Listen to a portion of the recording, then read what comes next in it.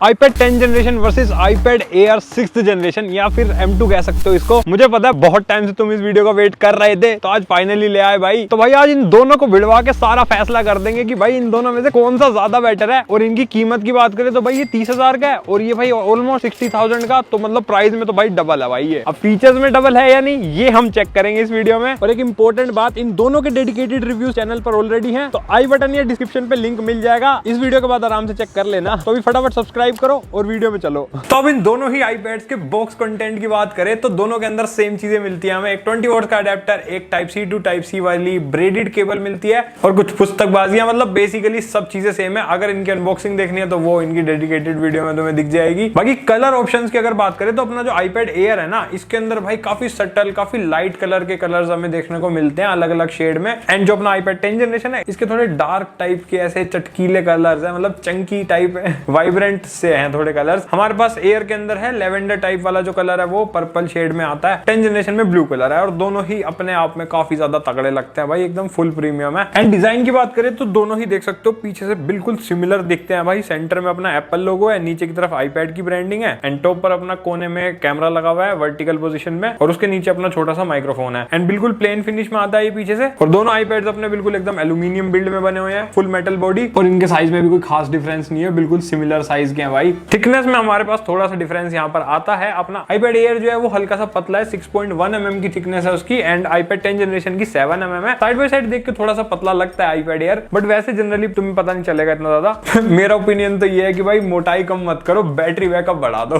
वो ज्यादा बढ़िया लगता है। बाकी अगर तुम कवर वगैरह यूज करोगे इन दोनों के ऊपर तो भाई तुम्हें मोटाई से वैसे भी फर्क नहीं पड़ेगा। तो मैंने दोनों के ऊपर कवर लगा दी और अब ये देख के तुम्हें भाई पता भी नहीं चल रहा होगा इनके बीच का डिफरेंस। ऑलमोस्ट सिमिलर मोटाई हो चुकी है इन दोनों की। बाकी ये जो मेरे पास कवर है काफी ज्यादा अच्छी क्वालिटी के हैं, यहाँ देख सकते हो अपने बिल्कुल एकदम खुलते हैं और बढ़िया पेंसिल वेंसिल की जगह वगैरह सब दे रखी है, एंड बटन वगैरह भी बढ़िया इन्होंने स्पेस वगैरह दे रखा है। तो अगर ऐसे कवर तुम्हें अपने iPad के लिए खरीदने हैं तो मैं डिस्क्रिप्शन में लिंक दे दूंगा, वहां से जाके खरीद सकते हो। 24x7 एक्सेसरीज स्टोर का मैंने भी वहीं से मंगाए थे, क्वालिटी अच्छी है भाई। बाकी राइट साइड से दोनों ही iPad के अंदर यहाँ पर हमें वॉल्यूम बटन मिलते हैं, एंड iPad Air पर ये निशान देख सकते हो, ये एक्चुअल में मैग्नेट है एप्पल पेंसिल को चार्ज करने के लिए और चिपकाने के लिए भी। ये चीज अपने iPad 10 जनरेशन में नहीं हो सकती, मतलब चार्जिंग नहीं हो सकती। मैग्नेट तो इसका भी काम करता है। एंड नीचे की तरफ दोनों के अंदर सिमिलर सेटअप है, 2 स्पीकर ग्रिल्स हैं और एक अपना Type-C पोर्ट। ये जो साइड से तुम्हें उखड़ता हुआ दिख रहा है ना, ये एक्चुअल में भाई लेमिनेशन है जो मैंने अपने iPad Air पे करवा रखी है, तो ऐसे कोई डिजाइन विजाइन में गड़बड़ नहीं है। और लेफ्ट साइड देख सकते हो भाई अपने iPad Air की बिल्कुल प्लेन है, बट iPad 10 जनरेशन में हमें यहाँ पर 3 छोटे छोटे कनेक्टर मिलते हैं कीबोर्ड कनेक्ट करने के लिए। एंड टॉप पर अपना एक लॉक एंड लॉक का बटन और 2 स्पीकर ग्रिल्स यहाँ पर भी मिलती है। ग्रिल्स 4 है लेकिन स्पीकर 2 ही है इसके अंदर भाई, दोनों के अंदर हमारे, मैं आगे बताऊंगा कैसे। एंड हाँ, iPad Air में भी कीबोर्ड कनेक्ट करने का ऑप्शन हमें मिलता है, बट अपने iPad Air में हम पीछे के थ्रू कनेक्ट कर सकते हैं कीबोर्ड को। यहाँ पर है इसके सारी कनेक्टर वाली पिन। तो डिजाइन में ऐसा कोई बड़ा फर्क नहीं है, बट भाई Type-C पोर्ट में बहुत बड़ा डिफरेंस है। जो अपना Air है इसके अंदर USB 3.0 वाला है और इसके अंदर है भाई USB 2.0 वाला। तो इसमें हमें मैक्सिमम 480 Mbps की स्पीड मिलेगी, लेकिन Air के अंदर भाई तुम्हें मैक्सिमम 10 Gbps तक की स्पीड देखने को मिल जाएगी। तो अगर फाइल ट्रांसफर वगैरह, डेटा वगैरह ट्रांसफर करना रहता है तो Air में बहुत ही तगड़ी स्पीड मिलेगी, मतलब भाई 20 गुना ज्यादा।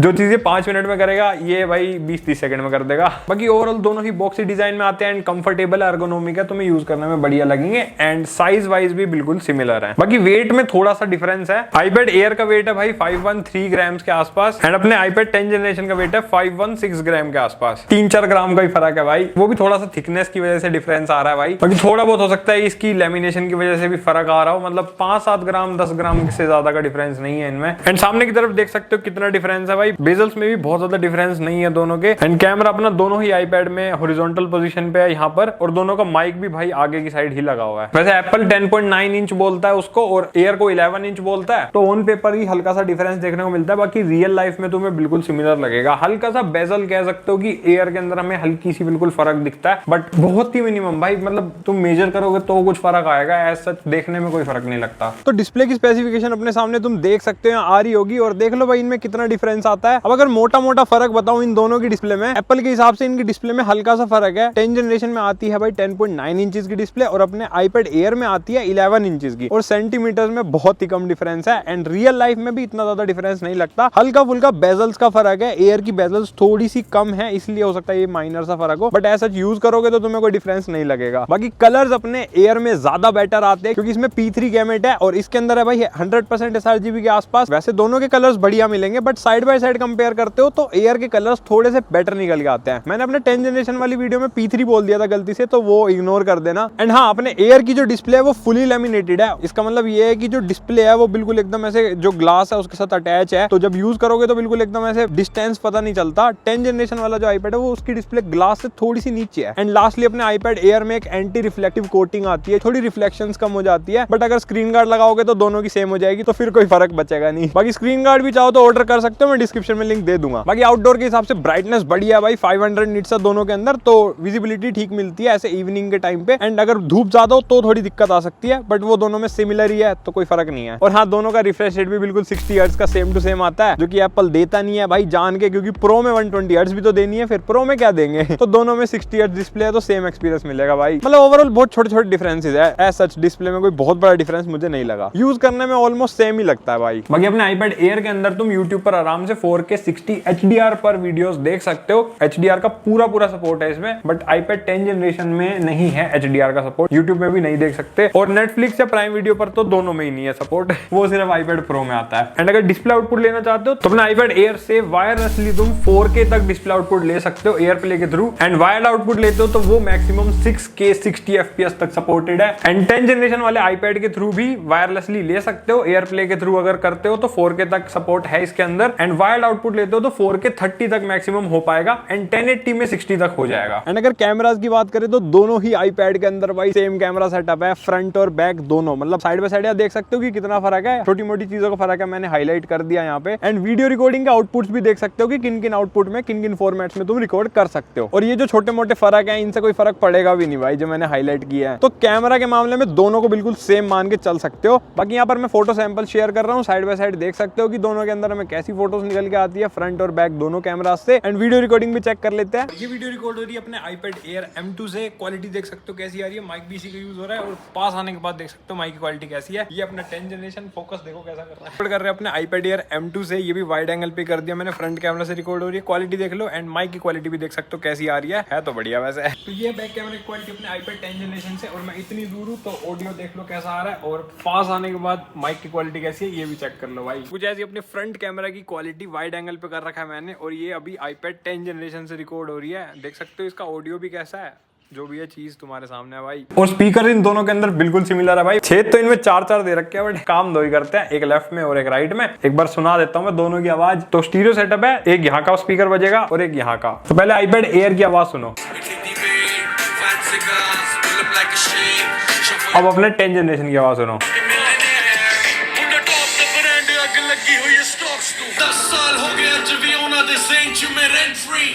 बिल्कुल सेम स्पीकर है भाई, मतलब कोई हल्का फुल्का डिफरेंस हो तो अगर कोई प्रोफेशनली देखे, बट ऐसा मेरे को कोई फर्क नहीं लगा भाई, बिल्कुल एकदम सिमिलर टाइप की साउंड है, हल्की हल्की बेस आती है, वोकल्स काफी क्लियर है, क्रिस्पनेस, मतलब सब चीजें बढ़िया है। बस थोड़े और लाउड होते तो अच्छा था, मतलब अगर इसमें भी क्वाड स्पीकर्स दे देते ना, एयर में तो एटलीस्ट दे ही देते यार, इस साल नया आया यार ये, इसमें तो दे देना चाहिए था। 10 जनरेशन तो चलो फिर भी 2 साल पुराना है, बट ठीक है, ओवरऑल तुम्हें स्पीकर्स का एक्सपीरियंस सेम ही मिलेगा, यही मान के चलो। तो इन दोनों की स्पेसिफिकेशन देखो, साइड बाय साइड तुम्हारे सामने आ रही होंगी भाई, एकदम अच्छे से कंपेयर कर लो। मेन डिफरेंस ये है कि भाई जो अपना 10 जनरेशन है ये आता है A14 बायोनिक चिप के साथ, और ये जो अपना आईपैड एयर है ये आता है भाई लेटेस्ट M2 चिप के साथ, क्योंकि इसी साल लॉन्च हुआ है ना। और M2 चिप तुम्हें पता ही होगा अपने मैक में यूज होती है, तो सोचो कितनी ज्यादा पावरफुल होगी भाई ये। तो परफॉर्मेंस में डेफिनेटली बहुत बड़ा डिफरेंस है। एक्चुअल में कितना फर्क है वो मैं तुम्हें परफॉर्मेंस वाले सेक्शन में बताऊंगा। बाकी रैम, स्टोरेज, वाईफाई, ब्लूटूथ और ऑलमोस्ट हर चीज में अपना एयर ही बेटर है। और इन केस अगर तुम सेल्यूलर का प्लान कर रहे हो तो ये दोनों ही 5G कंपैटिबल है, बट मैं आईपैड के अंदर ना सेल्यूलर इतना ज्यादा प्रेफर नहीं करता, क्योंकि इनके अंदर ना तो फोन की एप्लीकेशन है और ना ही कोई व्हाट्सएप वगैरह की एप्लीकेशन का सपोर्ट है। तो मतलब अगर तुम्हें सेल्यूलर लेना है तो वो सिर्फ नेट चलाने के काम आएगा, बाकी उसका कोई यूज नहीं है। अब आती है अपनी परफॉर्मेंस की, इन दोनों में एक्चुअल में परफॉर्मेंस में हमें कितना डिफरेंस मिलता है। तो मैंने कुछ बेंचमार्क टेस्ट रन करे, Antutu का स्कोर तुम्हारे सामने आ रहा है दोनों ही अपने आईपैड्स का, और Geekbench 6 का स्कोर भी देख सकते हो कि हमें यहाँ पर कितना डिफरेंस मिलता है A14 चिप और Apple M2 चिप में। एंड थ्रोटल टेस्ट भी देख सकते हो कि दोनों में हमें कैसी परफॉर्मेंस मिलती है हीटिंग के रिलेटेड। यार देखो definitely iPad air M2 far better है परफॉर्मेंस के मामले में अपने इस आईपैड 10 जनरेशन से, क्योंकि भाई देखो इसके अंदर जो A14 चिप है ये भाई iPhone 12 में आती है, ये आती थी आज से करीब 3-4 साल पहले और ये बिल्कुल लेटेस्ट वाला मसाला है, लास्ट ईयर लॉन्च हुआ आई गेस M2 चिप, और इसके अंदर तो इसी साल दे भी दी। तो ये भाई अपने मैक में मिलती है हमें, मतलब मेरी वीडियोस लिटरली M2 वाली चिपसेट वाले मैक में एडिट होती है, एंड M1 वाला भी बहुत ज्यादा तगड़ा परफॉर्म करता है। तो यूं समझ लो इसमें तुम एक तगड़े लेवल की वीडियो एडिटिंग कर सकते हो 4K लेवल तक की भी, बट इसमें भाई वो चीजें नहीं हो पाएंगी। बट एक्चुअल सीन ये है कि प्रैक्टिकली ये सब चीजें आईपैड में भाई करता ही कौन है? मैं पर्सनली बताऊं तो नहीं करता। मैं इन सब चीजों के लिए अपना लैपटॉप यूज करता हूं। मतलब मेरे हिसाब से ना M2 चिपसेट आईपैड के लिए वैसे ही एक ओवरकिल है, क्योंकि तुम उसका पूरा पोटेंशियल यूज ही नहीं कर सकते हो आईपैड के अंदर। उसके लिए भाई मैक होना चाहिए, मतलब मेरे हिसाब से, जिसमें तुम हैवी टास्क करके सारी चीजें यूज कर पाओ। बाकी अगर प्रैक्टिकली बताऊं तो अगर तुम स्टूडेंट हो, तुम्हें हल्के फुल्के प्रेजेंटेशन वगैरह बनानी है, कॉलेज रिलेटेड काम करना, नोट्स वगैरह बनाने होते हैं, या फिर मतलब पढ़ाई वाला काम करना, असाइनमेंट वगैरह बना के, तो वो सब चीजें तुम दोनों ही आईपैड्स के अंदर तगड़े लेवल की कर सकते हो। इवन मेरे भाई का जिसका ये आईपैड है वो स्टूडेंट ही है और वो सारे काम इसमें कर लेता है बड़े ही सीमलेसली, उसे कोई दिक्कत नहीं आती। मतलब मल्टीटास्किंग भी तगड़े लेवल की हो जाती है आईपैड 10 जनरेशन में। तो इन सब कामों के लिए एयर M2 लेना मतलब ओवरकिल करने वाली बात है। बाकी अगर धन है तुम्हारे पास तो ले सकते हो। एंड हाँ, कोडिंग के लिए काफी लोग पूछते हैं भाई आईपैड्स पर कोडिंग कौन ही करता है? मैं बिल्कुल रेकमेंड नहीं करूंगा। कोडिंग प्रोग्रामिंग वगैरह करनी है तो भाई लैपटॉप लो, आईपैड मत लो। और अगर तुम्हें प्रोडक्टिविटी दिखानी है, अपनी स्किल्स दिखाने हैं, तो वीडियो एडिटिंग वगैरह वैसे करना चाहो तो कर सकते हो इन पे, बट मैं उसके लिए भी लैपटॉप ही प्रेफर करूंगा। इसके अंदर 1080p हो जाएगी 10 जनरेशन में, और एयर के अंदर तुम आराम से 4K लेवल तक की भी कर सकते हो। यही डिफरेंस है, बाकी हो दोनों में बढ़िया जाएगी। मैं ये कहूंगा कि ज्यादा तुम प्रोडक्टिविटी के लिए जा रहे हो या ज्यादा हैवी टास्क के लिए तुम जाना ही चाह रहे हो ना, देन फिर गो विद M2, क्योंकि फिर ये रैम वगैरह भी इसमें ज्यादा अच्छी है, तो हर चीज के लिए फिर ये ज्यादा बेटर रहेगा। बाकी फोटो एडिटिंग या फिर अगर तुम ऐसे पेंसिल से कलाकारी वगैरह दिखाना चाहते हो, अपनी ग्राफिक डिजाइनिंग के स्किल्स वगैरह, तो आईपैड के अंदर काफी सारी एप्स अवेलेबल है। एडोब की भी काफी सारी एप्लीकेशंस आ जाती है, तो उनके अंदर तुम दोनों ही आईपैड में बढ़िया काम कर सकते हो। फोटो एडिटिंग तो दोनों में बढ़िया हो जाएगी। अब आते हैं अपने कुछ गेमर्स वाले भाई लोग, तो तुम्हारे लिए मैंने कुछ गेम टेस्ट करे हैं, देख लो। कॉल ऑफ ड्यूटी चेक कर रहे हैं और यहाँ देख सकते हो हाई पर हमें मैक्स का फ्रेम रेट अवेलेबल मिल रहा है, और अगर वेरी हाई कर देंगे तो ये वेरी हाई पर शिफ्ट हो जाएगा, फ्रेम रेट मैक्सिमम वाला नहीं मिलेगा। मैक्सिमम इस डिस्प्ले के हिसाब से अपना 60 FPS ही है, तो हम हाई पर खेलेंगे मैक्स पर करके, ताकि हमें 60 FPS वाला पूरा गेम प्ले मिले। लो जी भैया, गेम चालू हो गया अपना कॉल ऑफ ड्यूटी का। अरे अरे अरे अरे आते चढ़ गया, तेरी ऐसी की तैसी साढ़े, हमारा ध्यान का भटका, तुम तो हमारे सर पे चढ़ गए भाई। एक तो यार ये टैबलेट्स के अंदर ना इतनी बड़ी स्क्रीन लगती है, ऐसे दिमाग थोड़ा ना चकरा जाता है कि कहाँ मारे और कहाँ ना मारे। भाई कुछ भी कहो, बढ़िया चल रहा है गेम यार, एकदम ऐसे 60 FPS प्रॉपर, एंड ग्राफिक्स देख ही सकते हो एकदम टॉप नॉच, और लैग तो होता ही नहीं आईपैड यार, पता ही होगा तुम्हें। भाई कॉल ऑफ ड्यूटी भी मस्त चलता है यार, कुछ भी कहो तुम, किसी भी फ्रेम रेट या किसी भी सेटिंग में खेल लो, स्वाद आएंगे ही आएंगे, मतलब गारंटीड। तो हम BGMI टेस्ट कर रहे हैं, और यहाँ सेटिंग्स देख सकते हो कि स्मूथ के अंदर हमें एक्सट्रीम तक मिल रही है, बैलेंस में भी एक्सट्रीम है, HD में भी एक्सट्रीम मिल जाता है, HDR में भी भाई एक्सट्रीम मिल रहा है हमें, अल्ट्रा HDR के अंदर हमें अल्ट्रा तक का सपोर्ट है, और एक्सट्रीम तो अभी आया ही नहीं है, तो अल्ट्रा HDR पर अल्ट्रा तक खेल सकते हो, और HDR में भी एक्सट्रीम तक हम आराम से खेल सकते हैं। Now let's check the game baby. और हम अभी अल्ट्रा HDR पर खेलेंगे, मेरे को मतलब क्वालिटी देखनी है भाई कैसी आती है ग्राफिक्स की, बाकी तुम्हारी मर्जी, जैसे मन करे वैसे खेल लेना। 60 हर्ट्ज से तो ऊपर चलेगा नहीं, 60 हर्ट्ज की डिस्प्ले है भैया। गेम चालू हो चुका है अल्ट्रा HDR पर, और ग्राफिक्स क्वालिटी तुम्हें दिख ही रही होगी, जैसी भी लगे बताना मेरे को यार, मेरे को तो बढ़िया लग रही है अभी तक। बंदूक संदूक ली जाए और बंदों को मारा जाए। अभी तो हम पे पिस्टल है यार, पिस्टल से क्या ही हो जाएगा। चल चल चल चल चल चल चल चल बेटे बाहर चल। देखो आज हम अल्ट्रा HD भी खेल रहे हैं भाई। आईपैड में एक चीज़ है यार, फुट स्टेप्स महसूस हो जाते हैं लेफ्ट राइट में कहाँ पर है। मेरे को लिटरली लेफ्ट साइड से ना ऐसे स्पीकर्स की ऐसे आवाज़ फील हो रही है भाई। आया आया आया,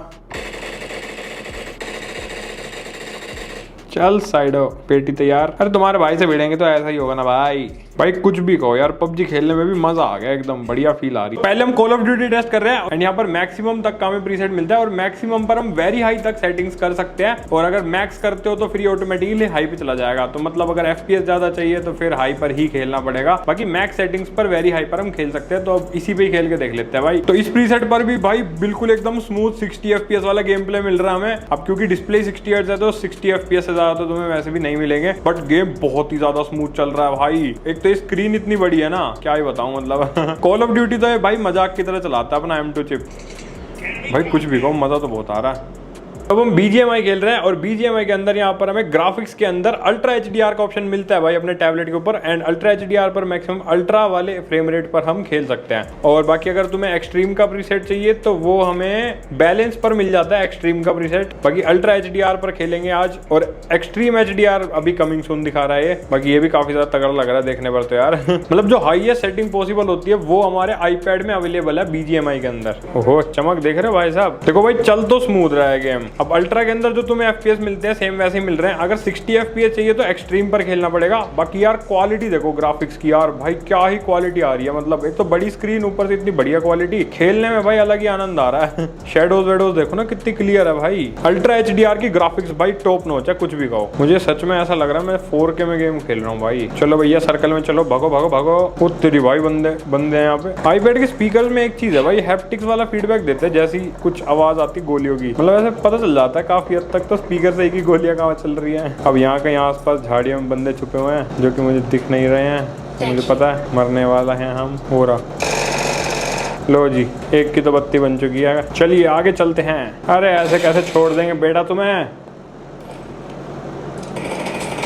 लूट गया दिल मेरा, लूट गया चैन। अब बात करते हैं अपने iPad OS की, क्योंकि UI के नाम पे हमें iPad OS ही मिलता है दोनों iPad के अंदर। iPad OS के बारे में मैं ऑलरेडी इन दोनों के डेडिकेटेड रिव्यूज में अच्छे से कवर कर चुका हूँ कि तुम्हें क्या क्या चीजें बढ़िया बढ़िया देखने को मिलती है iPad OS में। मतलब वैसे तो बहुत सारी चीजें एक प्रॉपर वीडियो बना सकते हैं, बट एक मोटा मोटा आइडिया तुम्हें उन वीडियोस के थ्रू मिल जाएगा। तो मैं दोबारा कवर नहीं कर रहा इस वीडियो में, क्योंकि सब सेम है, उसमें कोई डिफरेंस नहीं है। बस थोड़े बहुत फीचर्स हमें अपने Air M2 में फालतू मिलते हैं, जैसे कि स्टेज मैनेजर का एक फीचर है जिसके थ्रू अपना जो iPad है पूरा बिल्कुल मैक वाला सीन बन जाता है। इसमें कुछ ऐसा सा लेआउट बन जाता है, और ये सेम चीज हमारे मैक में भी आती है। तो बिल्कुल मैक वाला लेआउट हो जाता है, कीबोर्ड माउस वगैरह लगा के तुम बढ़िया तरीके से यूज कर सकते हो इसे। काफी अच्छा फीचर है, और ये फीचर हमें अपने iPad 10 जनरेशन में या इससे पहले जो 9 जनरेशन आता था उनमें नहीं मिलता। एक्सक्लूसिविटी कर रखी है भाई। और हाँ, अभी जो लेटेस्ट एप्पल इंटेलिजेंस एप्पल ने जो इंट्रोड्यूस करा अपने 16 सीरीज के अंदर, वो भी iPad के अंदर आएगा। इस वाले में आ जाएगा, Air M2 में, इवन Air M1 में भी मिल जाएगा, जो बेसिकली M सीरीज वाले iPad है उनके अंदर। और जो भी लेटेस्ट iPad मिनी आया A17 Pro चिपसेट के साथ, उसमें भी मिलेगा उसका सपोर्ट, क्योंकि उसमें iPhone 15 Pro की चिपसेट लगा दी ना, और 15 Pro में आ ही रहा है, क्योंकि उसके लिए 8GB रैम होनी जरूरी है, और अपने iPad Air में 8GB की रैम दे रखी है। तो एप्पल इंटेलिजेंस भी इसके अंदर हमें नहीं मिलेगा, बट इसमें मिल जाएगा। बाकी यूआई के मामले में बिल्कुल एज इट इज है, कोई डिफरेंस इनमें तुम्हें नहीं मिलेगा, सब चीजें सिमिलर है। एंड एप्पल इकोसिस्टम की बात करें तो दोनों ही iPads में सिमिलर तुम्हें सारी चीजों का सपोर्ट मिलेगा। तो अगर तुम इकोसिस्टम में ऑलरेडी आईफोन या मैक तुम्हारे पास है, तो सारे फीचर्स तुम्हें दोनों ही iPads में मिल जाएंगे, कोई डिफरेंस नहीं है। अब अगर तुम्हें पेंसिल की भी चूल लगी भाई, iPad ले रहे हो तो एप्पल पेंसिल तो लेनी पड़ेगी ना, उसके बिना काम कैसे चलेगा। तो अपने iPad 10 जनरेशन के अंदर भाई एप्पल पेंसिल जो फर्स्ट जनरेशन है उसका सपोर्ट आता है, और एक USB-C वाली जो एप्पल पेंसिल है उसका सपोर्ट आता है। फर्क सिंपल है भाई, दोनों ही वायर्ड चार्ज होती है, बट जो USB-C वाली है ना, उसके अंदर ना तुम क्रिएटिविटी ड्राइंग वगैरह नहीं कर सकते, क्योंकि यार उसके अंदर ना कोई प्रेशर सेंसिटिविटी या फिर टिल्ट सेंसिटिविटी या फिर मतलब कुछ भी ऐसा कुछ सपोर्टेड नहीं है जो तुम्हें ऐसे क्रिएटिविटी वाले टास्क में हेल्प करे। वो बिल्कुल सिंपल सी है, नोट्स वगैरह बनाने के काम आएगी। बट जो एप्पल पेंसिल फर्स्ट जनरेशन है उसके अंदर सारी चीजों का सपोर्ट है। तो अगर तुम्हें कोई क्रिएटिविटी आर्टिस्टिक काम करना है तो फिर फर्स्ट जनरेशन के लिए जाना, अदरवाइज नॉर्मल काम है तो USB-C वाली ले सकते हो। नहीं तो थर्ड पार्टी पेंसिल्स भी आती है, 1000-1500 में पाम रिजेक्शन सपोर्टेड होता है उनमें, तो नोट्स वोट्स बनाने के लिए वो भी काफी सही रहती है। और जो अपना iPad Air है इसके अंदर भाई एप्पल पेंसिल प्रो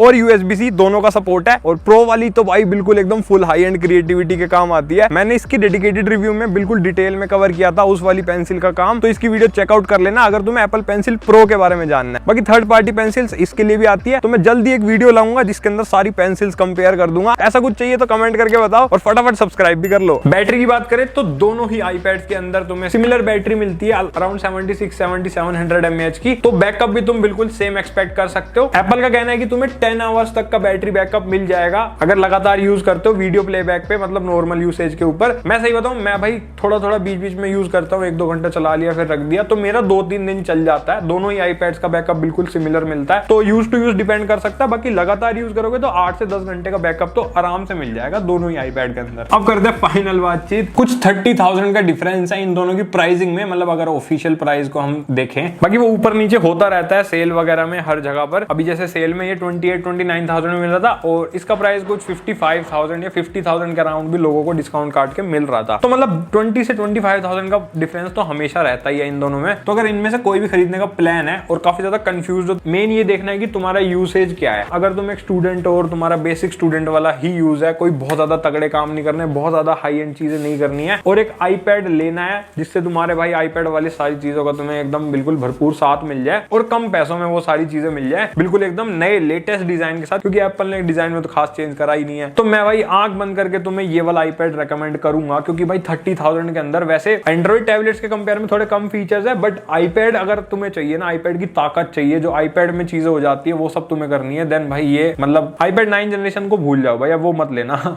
मैं यही रेकमेंड करूंगा। बट हाँ 64 GB थोड़ा तुम्हारे लिए एक डिसअपॉइंटमेंट हो सकती है, क्योंकि 64 GB कम पड़ती है भाई, लिटरली कम पड़ती है। एयर के अंदर तुम्हें 128 GB मिल जाती है, ये एक बेनिफिट है। बट स्टिल भाई 20 से 25,000 रुपीज अगर तुम्हें मतलब बचाने हैं तो फिर 64 से काम चला लेना, नहीं तो इसका 256 GB भी आता है, बट फिर वो मुझे वर्थ नहीं लगता, क्योंकि अगर इतना जा रहे हो देन फिर एयर के लिए जाना बेटर रहता है। तो अपने हिसाब से देख लेना, काफी सारे लेटेस्ट फीचर्स जो आज की डेट में तुम्हें यूज करने हैं ना 2024 या नेक्स्ट ईयर 2025 के हिसाब से भी मैं बताऊं तो इसमें सब हो जाता है। तो मतलब 3-4 साल तुम डेफिनेटली फ्यूचर प्रूफ हो इस वाले iPad के साथ। अब बात करते हैं उनकी जो थोड़ा हाई बजट इंक्रीज कर सकते हैं, तो भाई मैं तुम्हें ये वाला iPad रेकमेंड कर सकता हूं और नहीं भी, क्योंकि एक iPad Pro आता है M2 वाला जो अब डिसकंटिन्यू हो चुका है। बट अगर तुम्हें वो कहीं पर मिल जाए सेकंड हैंड या फिर कहीं भी मार्केट में, तो भाई वो फार बेटर है इसके कंपेयर में, क्योंकि उसमें डिस्प्ले भी तगड़ी है, कैमरास तगड़े हैं, परफॉर्मेंस ज्यादा तगड़ी है, 120 हर्ट्ज रिफ्रेश रेट है भाई, ये वाला जो टाइप सी पोर्ट है वो भी थंडरबोल्ट का आता है उसमें। तो iPad Pro M2 तो बहुत ही ज्यादा तगड़ा टैबलेट है भाई, और उसमें भी 128 GB ही मिलेगी तुम्हें। बट अगर वो कहीं से अरेंज नहीं होता या कहीं पर भी तुम्हें नहीं मिलता नया, क्योंकि वो आई थिंक नया आज की डेट में 60-70,000 का मिल जाना चाहिए, अगर नहीं मिलता देन फिर तुम इसकी तरफ जा सकते हो। और इसकी तरफ भी तब जाना जब ये तुम्हें 50 से 55,000 में मिल जाए। जैसे स्टूडेंट डिस्काउंट में ये 55,000 में आ रहा था विद एप्पल पेंसिल प्रो, तो वो बहुत ही ज्यादा तगड़ी डील थी इस वाले iPad के लिए। मतलब फिर मैं कहूंगा कि 10th जनरेशन को भी साइड करो, बजट बढ़ाओ और इसकी तरफ जाओ, क्योंकि 55,000 में विद एप्पल पेंसिल बहुत ही ज्यादा तगड़ा है ये वाला टैबलेट। और जो फीचर्स मैंने बताए जैसे कि एप्पल इंटेलिजेंस, M2 चिप और बहुत ज्यादा चीजें जो इसके अंदर हमें मिलती हैं तगड़ी तगड़ी प्रो लेवल की भी, वो सब अगर चाहिए देन फिर iPad Air की तरफ जाओ। ये वाला iPad तो 5-6 साल के लिए तुम्हारा फ्यूचर प्रूफ है, बिल्कुल लेटेस्ट वाली चीजें दे देगा तुम्हें। तो मैंने ऑलमोस्ट सारी चीजें कवर कर दी हैं, आई होप तुम्हें कुछ हेल्प हो गई होगी। बाकी 9 जनरेशन का भी हमने रिव्यू किया था अभी रिसेंटली कि वो 2024 में वर्थ है या नहीं 20,000 के बजट में। अगर चाहते हो इसके साथ उसका कंपैरिजन ले आए तो बताना कमेंट करके। और वीडियो में मजा आया हो, कुछ वैल्यू प्रोवाइड हुई हो तो अपने दोस्तों के साथ शेयर करना अगर किसी को कंफ्यूजन है, और लाइक सब्सक्राइब करके जाना, भाई को सपोर्ट करो, हम तुम्हारे लिए ऐसी मस्त मस्त कंटेंट लाते रहेंगे। और हाँ, इनकी प्राइस वाइज चेक करनी हो तो डिस्क्रिप्शन में जो लिंक है वहां से चेकआउट कर सकते हो, या फिर यहाँ मैंने प्रोडक्ट भी टैग कर रखा है, यहाँ से भी चेकआउट कर सकते हो। तो हम मिलेंगे अगली वीडियो में, तब तक के लिए बाय।